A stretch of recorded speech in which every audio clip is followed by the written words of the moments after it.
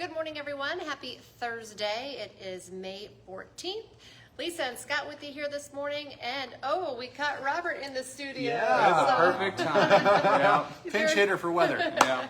So He's excited. We'll get your windy forecast here in just a second. Before we jump in with all the wind questions, I want to remind you, of course, we're live on Facebook every weekday morning. We're on a little bit later than normal, but it's always sometime between 8 and 9 in the morning. Stays on your feed, though, throughout the day, so you can watch it whenever it works best for you, or check it out as a podcast. Just go to inform.com/podcast and look for the Inform Minute. All right, Robert, windy, also fire danger today. Yeah, yesterday was just about perfect, picture perfect weather, and now we felt that last night into this morning. It is really windy yet again. Brutal. But also I've noticed today there's dust not only in North Dakota, but in Fargo specifically now, just a lot of dry fields that's making its way into the city now. You're starting to see some dust kick up in the streets itself. So not surprising. We have not had much rain. Things are drying out, and now we have 2 days in a row of really strong winds, so blowing dust is going to be a concern. It's going to get a lot warmer today, but it's not a day you'd really enjoy being outside when it's like 40-mile-an-hour wind gusts. Yeah, exactly. And you mentioned how dry it is.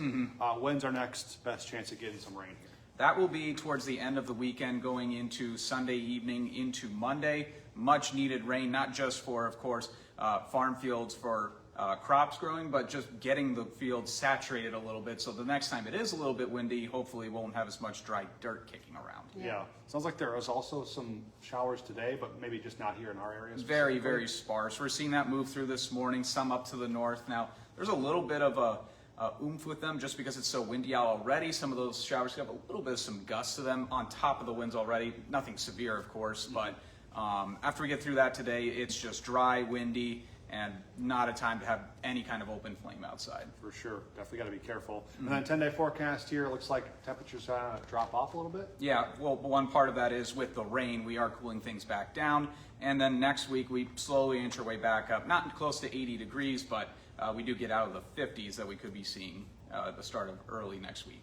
All right. Well, thanks for the update. Anything Absolutely. else? No, I think that's it. Hold off on any fires, cookouts, just not the time. Even this weekend, it'll still be a little bit breezy, but for sure today and tomorrow, outright dangerous to do that. And of course, just be safe out there. It is very windy, of course, and just hold off on any of those outdoor grilling activies. I'm sure you were doing like your online Inform weather, but I don't know if Ryan Longnecker was out reporting this morning, and he he couldn't even walk in the.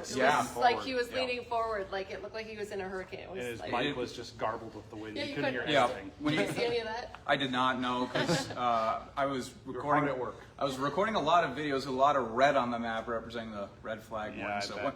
but yeah, once you get outside the city or even outside of a building or a tree, you really feel the full brunt of that wind. All right. Yeah. All right, sounds good. Thanks. Thank you, Robert. Appreciate it, Robert. Okay, to your news headlines now. The Otter Tail County Sheriff's Office says a mobile home and an attached log cabin are a total loss after a fire.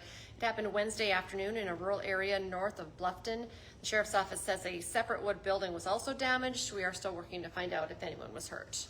White Earth Tribal Police say they've arrested 5 people after conducting 3 separate search warrants. Officers seized a large amount of drugs during an investigation.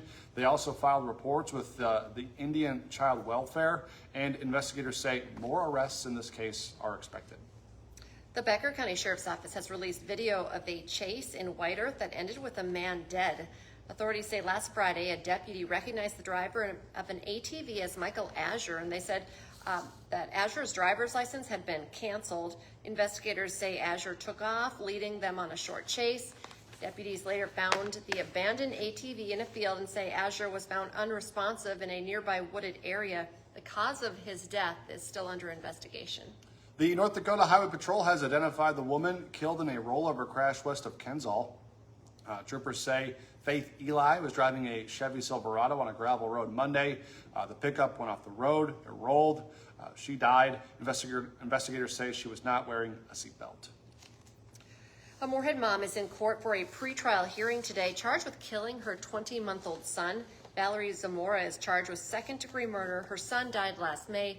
Court documents say an autopsy showed the boy died from blunt force injuries due to assault.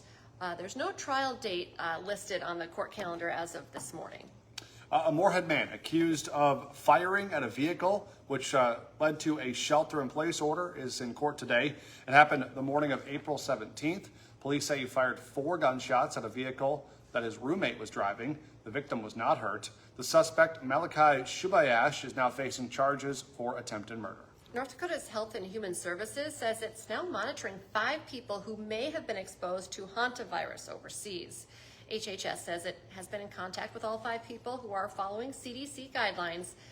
Officials have not said whether any of them are experiencing any symptoms. The Otter Tail County Sheriff's Office is investigating a string of mailbox vandalisms, and deputies are asking for your help in the case.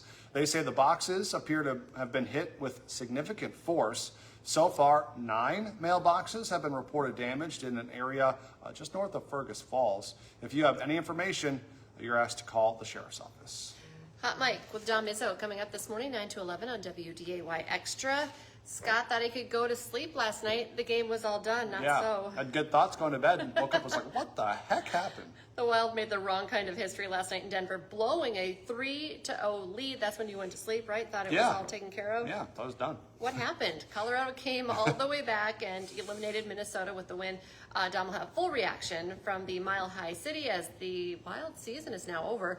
Plus, Mayville State is set to make history as the first North Dakota college to sponsor women's flag football, why adding the sport was a no-brainer for the Comets. Hot Mike is live from 9 to 11 on WDAY Extra and also streaming on inform.com. Don't forget, for just 99 cents a month for your first 3 months, get an all-access pass to our website, inform.com.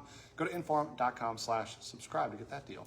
Join us for our next newscast. It's coming up at 11 this morning. We'll have the latest on the wind. And then we have you covered this afternoon, 4, 5, 6, and then 9 and 10 tonight. And if you don't blow away, join us tomorrow morning from 5 to 7. Have a great day.